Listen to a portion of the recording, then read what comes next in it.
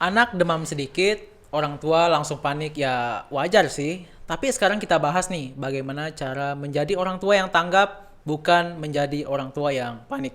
Kebetulan kita kedatangan tamu, dokter spesialis anak dari RSU Mitra Paramedika, Dokter Intan Fatah Kumara. Tepuk tangan dulu dong.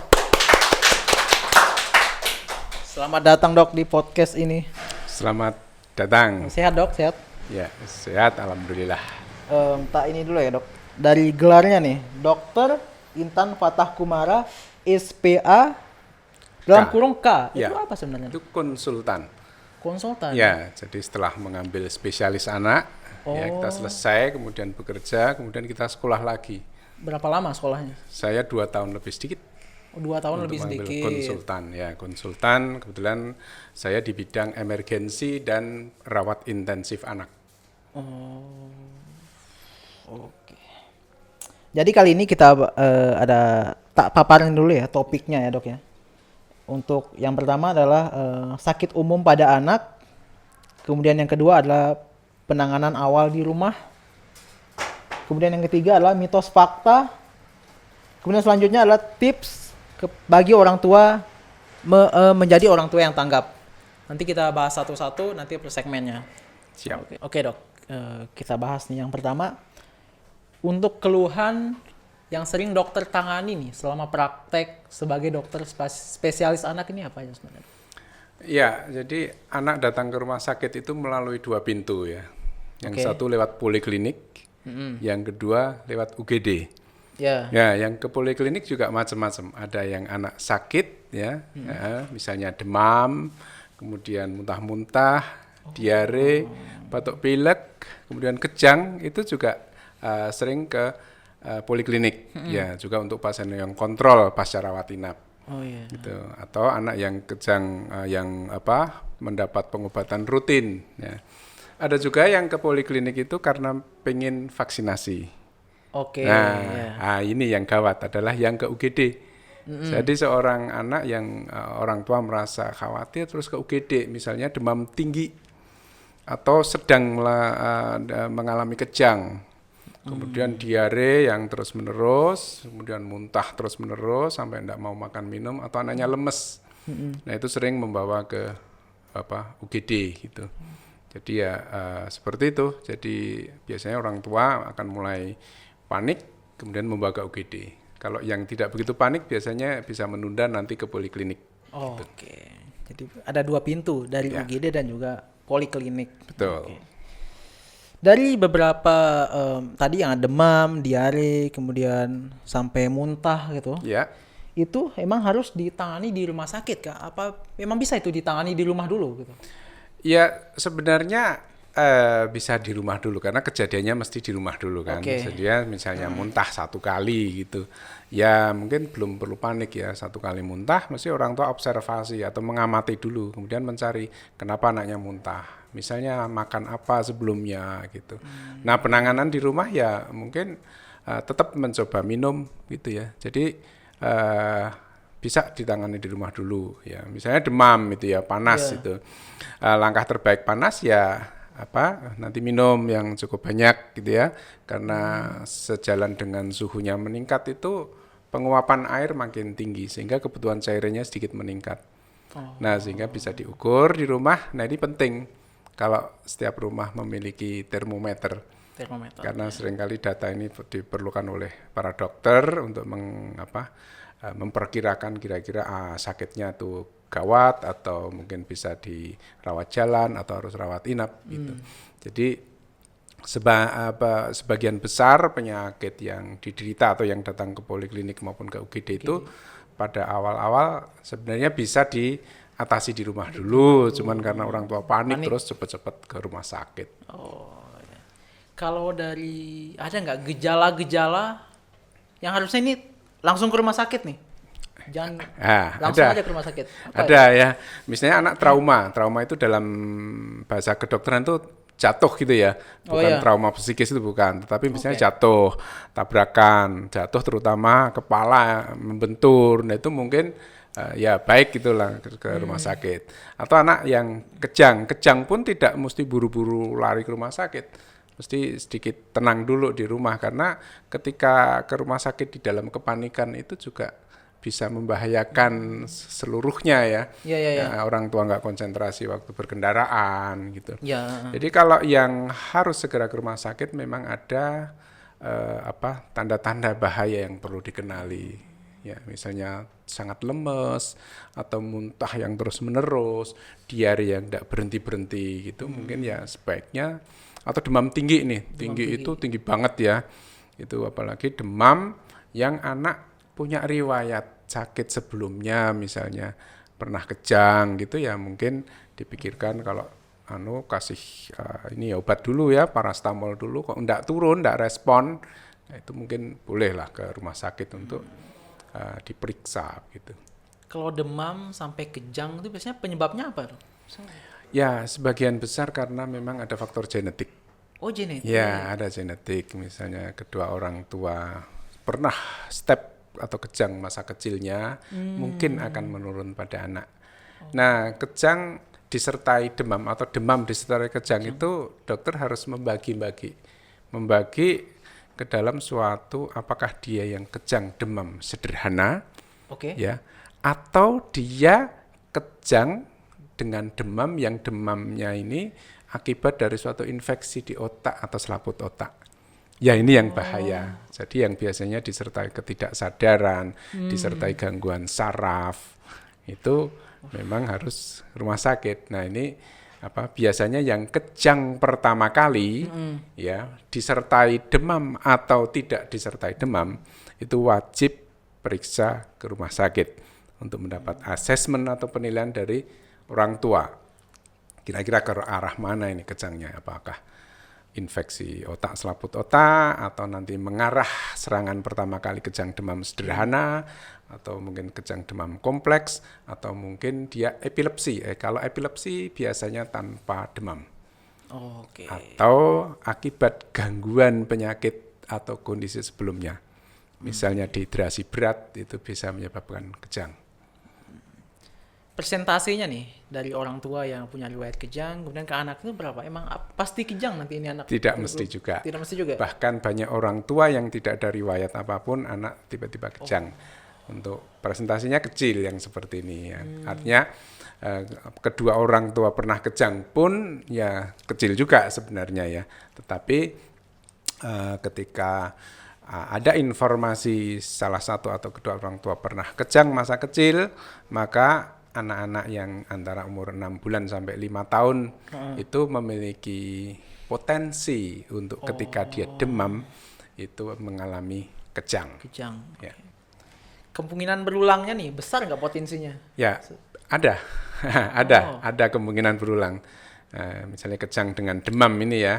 Misalnya sekarang kejang, lain waktu masih bisa kejang lagi sampai umur tertentu. Ini khusus untuk kondisi penyakit yang kita namakan kejang demam sederhana atau kejang demam kompleks. Itu bedanya, keberulangannya ini termasuk harus dipertimbangkan oleh dokter. Jadi misalnya umur 1 tahun kejang nih, nanti umur 2 tahun, umur 3 tahun masih bisa kejang masih lagi. Bisa ya? Bahkan dalam 1 tahun berapa kali kejang itu kita perlukan informasinya kepada orang tua untuk apakah dokternya akan memberikan obat-obatan yang maintenance rumatan atau lanjutan pemeriksaan, misalnya rekam otak atau EEG, atau istilahnya memberi bekal kepada orang tuanya, memberikan obat anti kejang yang lewat dubur diberikan di rumah. Itu juga kita lakukan itu kepada orang-orang tua yang kira-kira secara kapasitas mampu melakukan itu.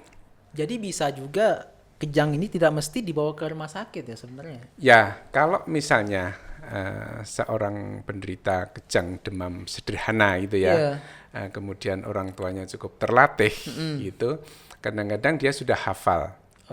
Misalnya dia kejang, tidak buru-buru ke rumah sakit, dia atasi sendiri dulu, kemudian dia ke rumah sakit kadang-kadang penasaran kenapa anaknya demam. Bukan karena kejangnya. Kemudian kalau dia berulang, mungkin untuk ke rumah sakit lagi, untuk mengkontrolkan lagi, untuk mengadjust apakah anak saya perlu obat anti kejang yang rumatan atau tidak, apakah perlu pemeriksaan lanjutan atau tidak gitu. Jadi untuk kejangnya yang saat itu terjadi, nomor satu memang jangan panik. Ya. Jangan panik, kemudian anak dimiringkan saja, bawah kepala itu bisa dikasih kain selimut atau apa yang supaya tidak kebentur-bentur gitu. Kemudian harus berpikir positif bahwa sebagian besar kejang dengan panas ya, dengan kejang demam sederhana itu kurang dari 5 menit itu sebagian besar berhenti sendiri. Nah, jadi ketika pengetahuan ini sudah ada di benak ibu atau ayah, itu kadang-kadang sudah mulai tentram ini. Anak saya akan berhenti sendiri, saya tidak panik, beri ganjel pada kepala, nanti begitu kejang berhenti, anak akan saya miringkan, karena setelah kejang seringkali muntah.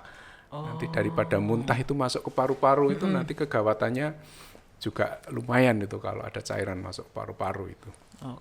Oke, tadi bahasnya demam ya. Sekarang kita ke sini lagi ke muntah ataupun diare nih. Apa yang harusnya dilakukan penanganan terhadap anak yang muntah dan diare ini? Bolehkah kita langsung kasih obat, dan obat apakah yang aman kira-kira?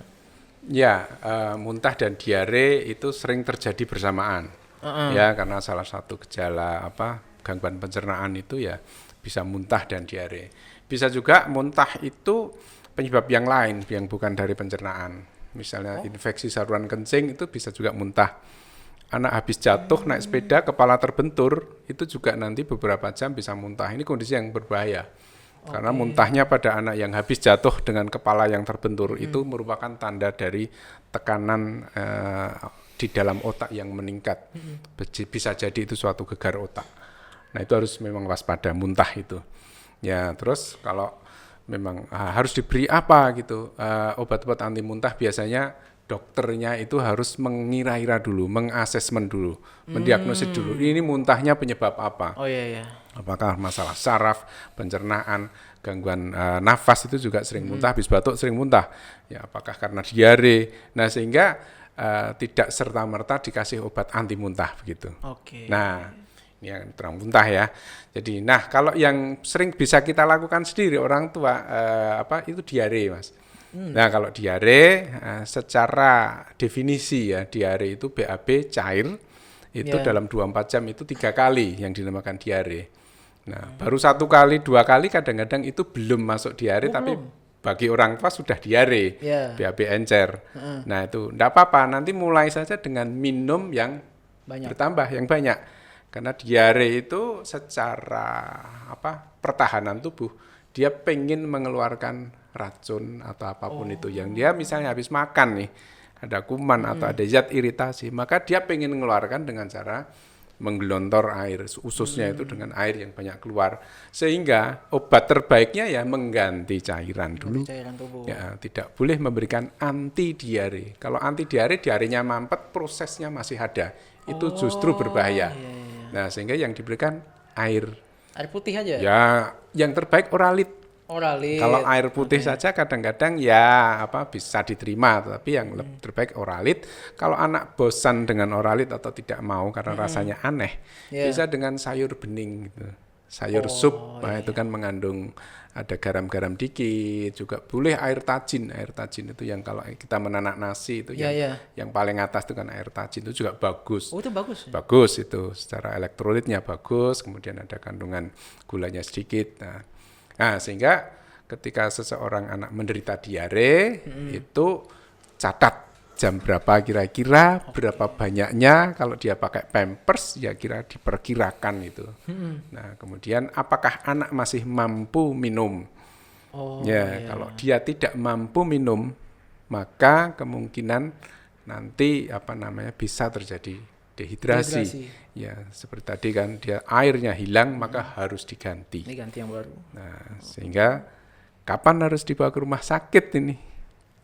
Muncul tanda-tanda dehidrasi. Nah, tanda dehidrasi mau dibuka sekarang?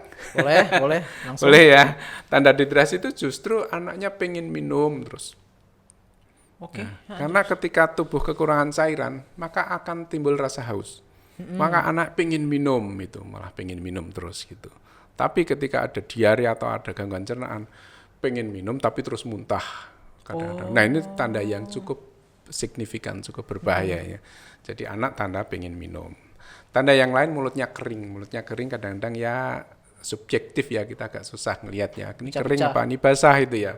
Ya mungkin pecah-pecah atau ludahnya itu kental gitu. Tanda yang lain matanya itu cowong gitu. Cekung ya. Melesak ke dalam itu. Itu kalau sudah diarenya agak berat itu. Nah, kalau yang agak-agak sebelum itu seringkali tubuh itu menghambat pengeluaran kencing. Karena air sudah banyak keluar melalui diare, mungkin juga dengan muntah. Kemudian tubuh kekurangan cairan. Maka tubuh mengkode kepada ginjal, jangan kencing dulu. Airnya sudah tinggal sedikit. Nah, sehingga nanti lama nggak kencing, 6 jam nggak kencing, 7 jam nggak kencing. Tapi nggak apa-apa itu? Itu tanda dehidrasi. Nah, ini tanda bahaya. Ini harus diperiksa. Karena nanti dokter harus memeriksa, melihat, loh ini dehidrasi, mesti harus direhidrasi. Entah itu rehidrasinya lewat infus, entah lewat mulut, oralit, begitu. Kalau tanda-tanda fisiknya misalnya kulitnya? Tanda fisik kulitnya itu ada teorinya ya, namanya elastisitasnya itu berkurang. Baliknya berkurang. Tapi ini seringkali kita temukan hanya pada diare yang sudah berat, dehidrasinya yang sudah berat. Kalau masih di awal-awal itu masih belum nampak. Jadi bahas tadi yang masalah diare ini. Itu kan biasanya ada busanya ya? Nya? Iya. Ya enggak mesti. Enggak mesti juga ya? Iya, enggak mesti. Diare itu justru kami para dokter itu butuh informasi dari orang tua. Fesesnya seperti apa? Sekarang zamannya digital, zaman gadget. Ketika anak diare foto aja jebret. Jadi itu memberikan informasi pada kami para dokter. Karena diare kami harus mengklasifikasikan apakah diare akut yang cair saja, apakah dia golongan disentri. Apa itu? Disentri itu dia disertai lendir dan darah. Beda kuman ini, beda penyebab. Kalau diare cair akut rata-rata karena virus, karena iritasi makanan yang tidak perlu antibiotik. Sedangkan kalau dia disentri, antibiotik harus diberikan. Nah, dari bentuk fesesnya itu termasuk baunya. Kemudian adakah rasa sakit di anak, itu juga akan memberikan informasi. Kira-kira dokter akan memberikan terapi itu apakah perlu atau tidak perlu antibiotik. Kalau warna busanya, tadi kan busa dan nggak berbusa. Kalau warna busanya sama aja? Ya, tidak spesifik untuk warna. Tapi kalau kemerahan itu sangat berbahaya. Soalnya dulu pas kecil saya ditanya pas BAB busanya kuning apa putih gitu. Ya itu kalau kuning mungkin mengarah disentri ya. Mungkin gitu. Kalau putih mungkin arah virus, tapi tidak tidak semudah itu. Mesti kombinasi pertanyaan lain. Bagaimana baunya, bagaimana demam, kemudian faktor risiko atau keluarga ada nggak yang diare yang lainnya gitu. Jadi selama sejam itu kalau belum sampai 3 kali? 1 hari. 1 hari? 1 hari hitungannya. Ya, misalnya pagi ini cair gitu ya. Kemudian siang ini sudah seperti biasa, itu yang tadi pagi bisa dilupakan, bukan diare gitu. Normal, langsung normal aja. Mungkin gangguan cernaan yang bukan diare. Oke dok, kita masuk ke mitos dan fakta nih. Ada beberapa mitos dan fakta. Yang pertama, kalau misalnya anak kejang itu ditempelin atau dimasukin sendok, itu mitos atau fakta dok? Itu faktanya ada pada melakukan tapi itu sebenarnya mitos. Mitos karena mereka menginginkan supaya lidah tidak tergigit gitu ya. Faktanya itu lidah kalau kejang itu ketarik ke dalam, sehingga ketika kita memasukkan sesuatu di antara mulut gigi atas gigi bawah itu sebenarnya malah membahayakan. Ya, jadi bisa gigi bisa patah, apalagi sendok ya, gigi bisa patah atau bisa mencederai lidah itu sendiri. Sehingga sebaiknya tidak dilakukan. Kejang ya biarkan kejang saja. Malah bahaya. Ya. Berarti mitos. Selanjutnya nih, membawa anak ke orang meninggal atau melayat lah, kemungkinan besar nanti dia bakal demam. bakal kejang-kejang juga bisa jadi. Benar nggak itu, Dok? Ya bisa, nggak usah ke melayat, ke keramaian yang lain saja bisa demam kok.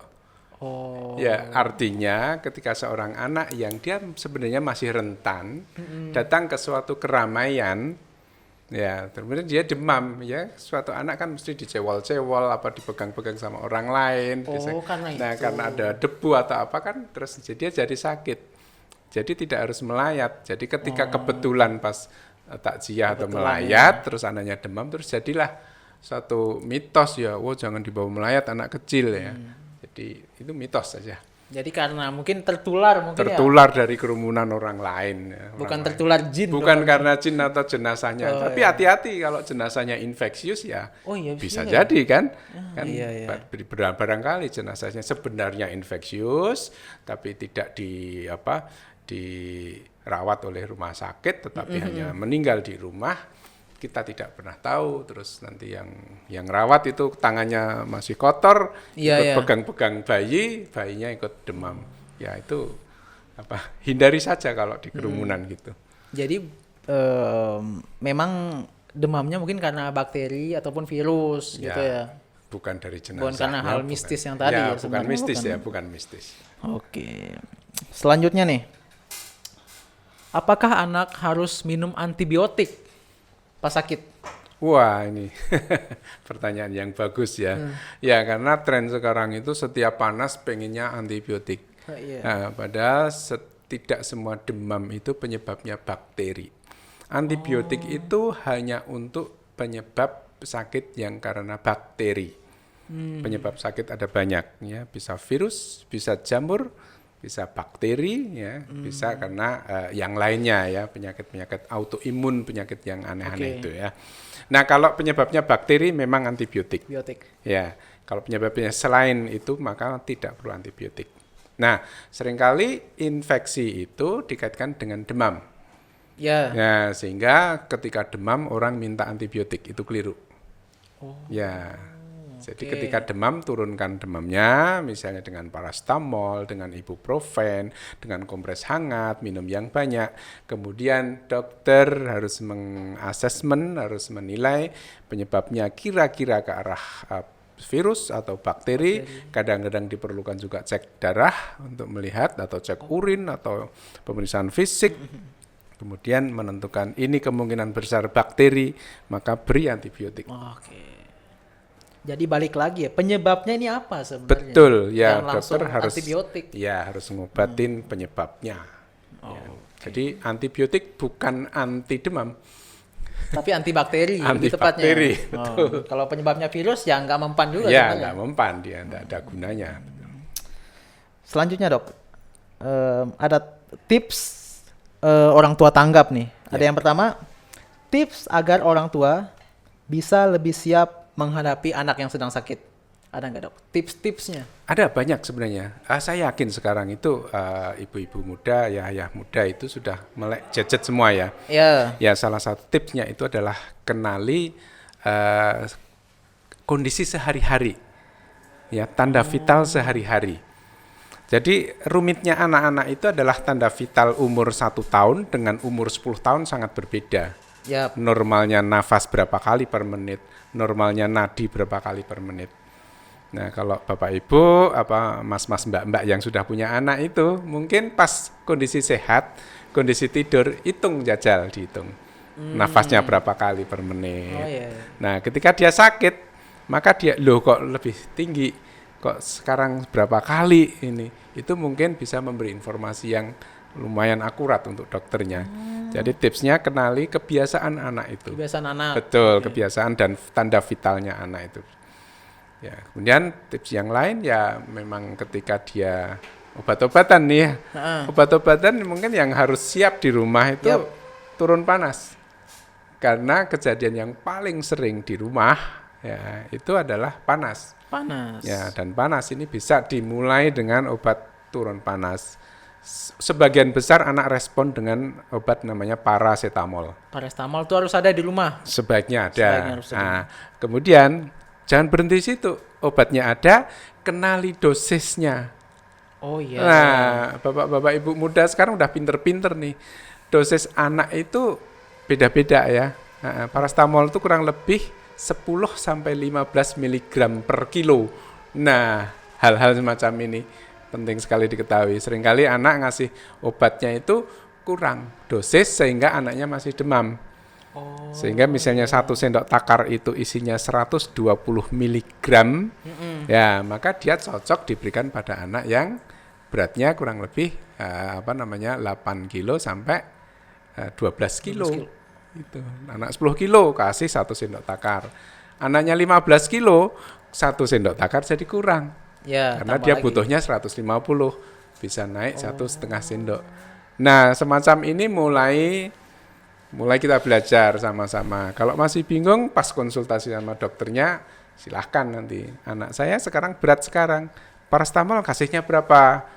Nah, paracetamol ada macam-macam kan, ada drops, ada sirup, ada tablet. Nah, itu dikenali masing-masing sediaan itu. 1 mililiter drop itu berapa miligram, 1 sendok takar berapa miligram. Nah, itu supaya ketika demam obatnya pas nanti. Langsung. Tidak kurang, jadi harapannya demamnya turun. Tapi paling banyak ini ya sirup ya kalau anaknya. Ada anak yang nggak suka sirup. Wah, ada juga. Ada anak maunya puyer. Malah pahit. Ya. Belum tentu ya. Ada anak-anak itu. Menarik kalau anak-anak itu ketika tawari sirup nggak mau. Maunya yang puyer atau mau tablet diparo gitu. Iya. Ya, mulai anak-anak besar seringkali malah itu. Jadi patongannya dosisnya tuh berat badan ya. Ya, berat badan. Usia? Berat badannya. Berat badan juga. Nah, sekarang usia itu kan berbeda-beda. Usia 5 tahun ada yang obesitas, ada yang kurus, ada yang pendek, ada yang tinggi. Jadi berat badannya. Berat badannya. Ya, ada berat badan maksimal tertentu. Nanti maksimalnya 500 mg. Kalau berat badannya 70, anak yang super obes itu ya jangan 700 mg. Pakai dosis dewasa 500 mg udah cukup gitu. Jadi ada mentoknya dia. Ada mentoknya, betul. Mentoknya. Nah, itu ayah bunda yang muda-muda sekarang sampai ke situ belajarnya. Oke, mantap banget, mantap. Selanjutnya, peran penting imunisasi dan screening rutin anak. Ya, ada 2 hal yang Mas utarakan, imunisasi dan screening ya. Kalau screening sudah banyak orang mulai menyadari perlu screening tertentu ya. Pemerintah sendiri memberikan screening untuk hipotiroid namanya, kelenjar tiroid. Kelenjar gondok itu sudah di screening oleh pemerintah. Nah, kalau kita yang mandiri mau screening mungkin perlu hemoglobin. Kadar hemoglobin itu juga penting supaya anak jangan jatuh dalam kondisi anemia. Ini tidak rutin dilakukan. Ya mungkin anaknya akan menangis, tapi paling tidak kita ngerti. Karena sebagian besar anak Indonesia itu ternyata didapatkan anemia defisiensi besi. Nah, itu screening ya. Jadi screening sekarang beberapa rumah sakit sudah ada screening medical check up bagi anak-anak. Itu juga sudah mulai ada itu ya. Nah, kemudian kita kalau tentang prevensi namanya imunisasi. Imunisasi sudah sangat penting sekali untuk mencegah penyakit-penyakit yang dapat dihindari atau dikurangi dengan imunisasi. Misalnya campak, pertusis, difteri, kemudian hepatitis, cacar air juga bisa. Pemerintah ada program wajib ya, ada juga yang tidak terprogram. Biasanya dokter-dokter anak bisa menerangkan itu. Misalnya vaksin yang tidak diprogram ya, misalnya tifus, cacar air, kemudian influenza, itu bukan masuk program pemerintah, tetapi itu sudah memberikan kekebalan yang luar biasa bagi anak-anak kita. Jadi kalau itu diberikan ya mudah-mudahan anak-anak jauh lebih kuat ya. Tahan banting gitu. Tahan banting, ya benar. Nah, sudah terbiasa kan? Ya, terbiasa ya. Mengurangi, paling tidak semua vaksin menghindari kenanya sakit, tetapi sebagian itu mengurangi keparahan. Seperti BCG ya. Itu yang sekarang sudah dilakukan oleh pemerintah sejak dulu, itu tidak menghindari TBC, tetapi mengurangi keparahan TBC. Ya. Soalnya tubuh kan udah pernah ini Sudah pernah menangani ini. ya. Tapi dalam versi lemahnya mungkin Ya, mungkin ketika kuman itu datang tetap sakit tetapi tidak parah. Ya, Oke, jadinya jangan panik, kenali gejalanya apa, kemudian lakukan penanganan awal yang lebih tepat. Terakhir nih dok, ada nggak pesan-pesan buat orang tua di rumah nih, buat paling biar sigap lah menghadapi anaknya ini, ada nggak?